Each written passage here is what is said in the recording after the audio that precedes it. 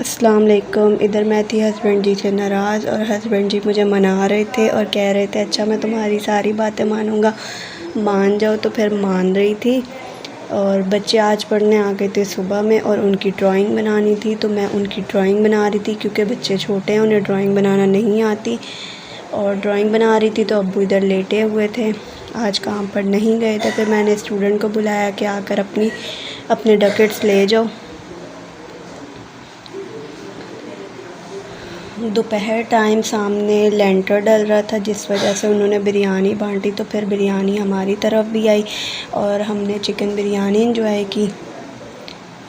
सुबह से मशीन का इतना ज़्यादा शोर हो रहा था, वो बर्दाश्त कर रहे थे, तो फिर फाइनली कुछ तो फ़ायदा हुआ। बहन सो के उठी थी लेट, उसके लिए अम्मी बना रही थी नाश्ता।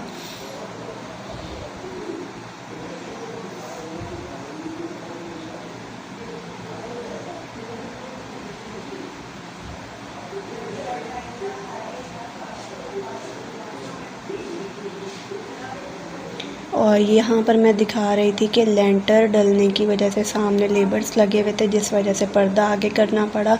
और फिर बर्ड्स भी बेचारे आज कोई शोर नहीं मचा रहे थे, एंजॉय नहीं कर रहे थे क्योंकि पर्दे आगे थे और यहाँ का भी पर्दा आगे था। और यहाँ पर हरीम अब्दुल्ला की गोद में थी और बोल रही थी कि मुझे बाहर लेकर जाओ। अब्दुल्ला तो नहीं लेकर गया, फिर वो अब्बू के साथ बाहर गई और इधर अम्मी और मैं बैठे हुए थे, बातें कर रहे थे।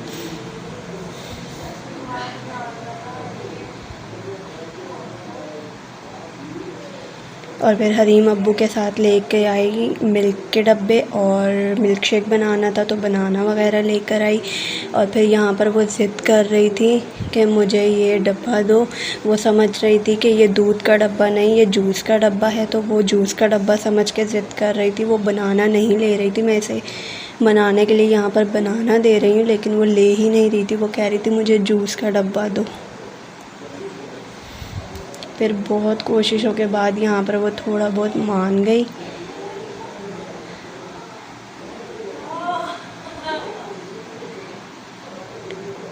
और अब लेने गई वो अपना फीडर और फिर मेरी गोद में आके लेट गई और वो अपना फीडर पीने लग गई।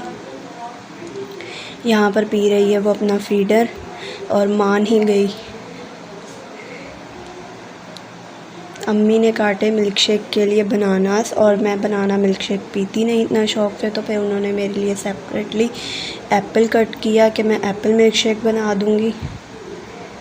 अब्बू देख रहे थे इधर टीवी और सब ने इंजॉय किया अपना बनाना मिल्क शेक और मैंने पिया अपना Apple milk shake. Thanks for watching.